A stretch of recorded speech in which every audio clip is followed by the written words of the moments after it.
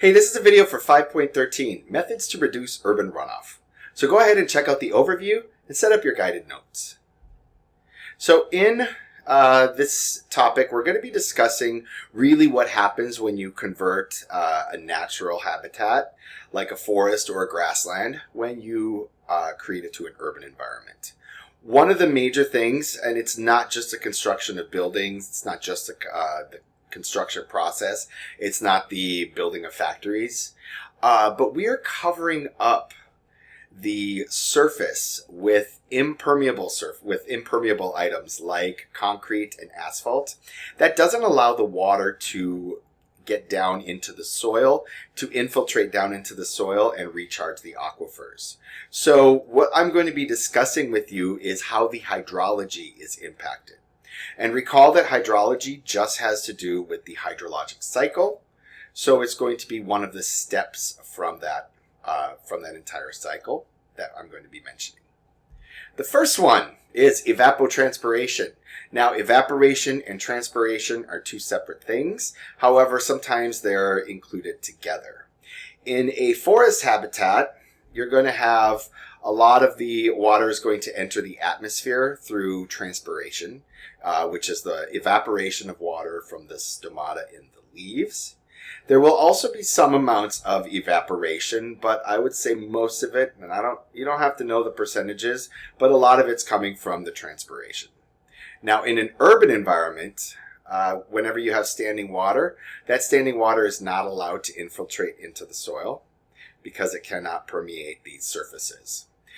So a lot of this is going to evaporate. So there's not really much of a difference impacting the hydrology. I would say in the urban environment, it's mostly evaporation. And in a non-urban environment like forest or grassland, it's going to be through transpiration.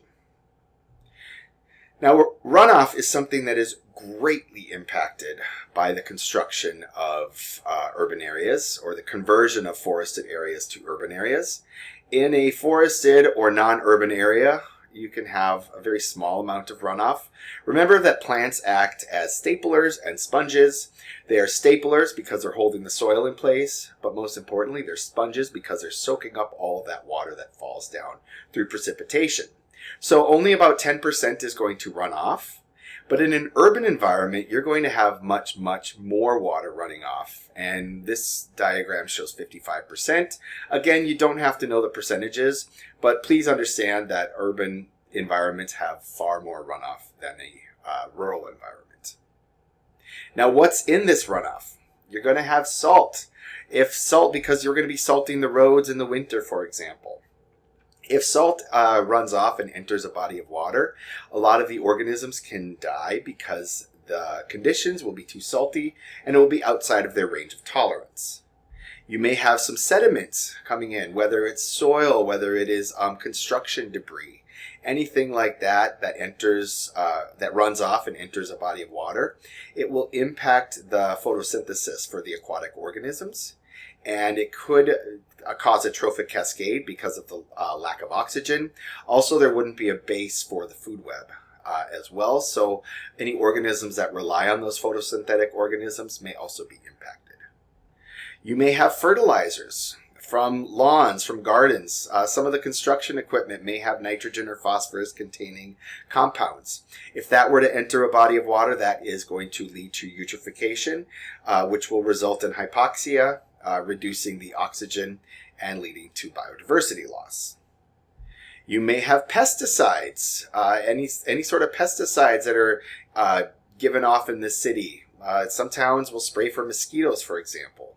If that enters the body of water, you can affect the macroinvertebrates that live there, which are key organisms in the food webs in aquatic ecosystems. And finally, if you have oil and gasoline, because cars are not leak proof, you're going to have oil leaks, you're going to have gasoline that's going to spill out at the gas station. And if this enters a body of water, it can cause death to organisms because, again, the conditions are outside of their range of tolerance. Now, once the water falls, if it doesn't run off, you're going to have infiltration. So in a non-urban environment, around half of the water that falls as precipitation is going to penetrate the soil through infiltration. 25% will be near the surface, which will be available more for the plants that live there. And 25% is going to go deeper down into the soil, which will replenish the groundwater, the aquifers. In an urban environment, you're going to have a lot less of it will be infiltrating. And that is, again, because these surfaces are not permeable in a city. You cannot really get water through the asphalt, through the concrete, through the roofs of these buildings.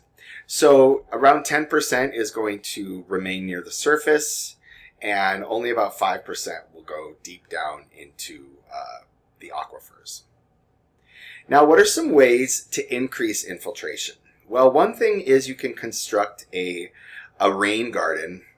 These are like, you've seen these. I know McGinnis Boulevard has some up here in Greenpoint. You've seen these along, some of the boulevards in the city. But basically what this does is you dig down a little pit. So for example, this is kind of trying to show you three-dimensional what it looks like underground. And this will allow water to permeate underneath the pavement. So it can help to infiltrate some of that water. It's also going to, if it's absorbed by the plant, it's not going to be runoff into the wastewater system.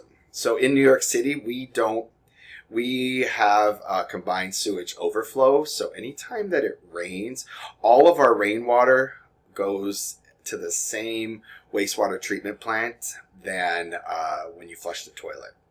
So we have a major rain event, and we'll talk about this in future videos, but when we have a major rain event, all this excess water, the wastewater treatment plants cannot take it all in, so it just runs off into the East River, into the Hudson River. So rainwater might not be a problem, but when you have gasoline, oil, and some sewage may be in there as well, so you may have a lot of contamination in these waterways that are bordering the city. Another thing you can do to increase infiltration is plant trees. This is my favorite street in all of Brooklyn. It's Guernsey Street in Greenpoint, and there are trees lining this street, and it's beautiful in the winter. It's very cool in the summer. Also, it will help to soak up a lot of the rainwater. So it's going to do a few things. Planting trees, this canopy is going to block the sun. It's going to reduce the heating costs for this area. It's also going to help to soak up extra water. It's going to help to infiltrate the water after a major precipitation event.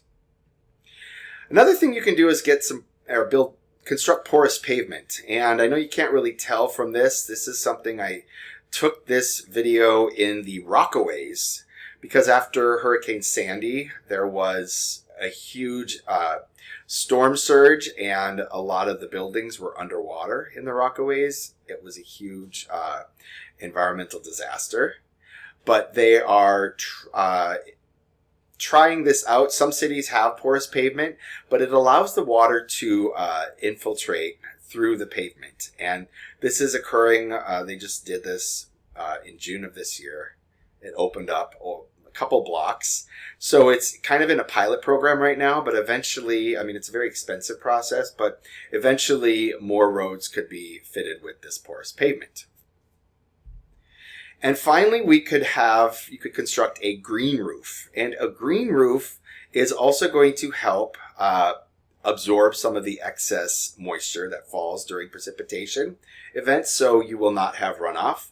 The other thing it can do is it can help to reduce cooling costs, because it's allowing a lot of the grass on the roof. This is the Barclays Center down in downtown Brooklyn.